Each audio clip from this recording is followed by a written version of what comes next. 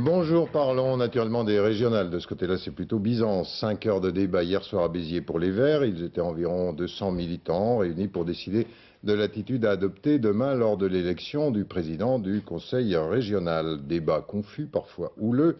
Avec une très courte majorité, les Verts devraient voter Jacques Blanc pour lui permettre, ont-ils dit, d'être indépendant du Front National.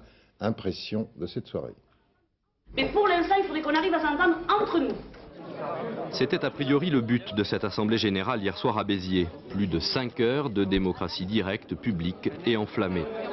Comment va-t-on perdre notre virginité, s'interroge un militant. Ce fut effectivement la question centrale.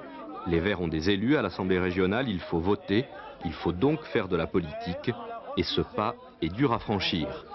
Entre le ni droite ni gauche, la défense de la proportionnelle, la lutte contre le Front National ou l'affirmation de l'identité verte, toutes ces propositions ont été soumises à l'Assemblée générale. Résultat des votes, avec 6 voix de majorité, les 3 élus ont mandat pour négocier avec Jacques Blanc et voter pour lui. À peine les résultats proclamés, après un instant d'interrogation, réaction des militants.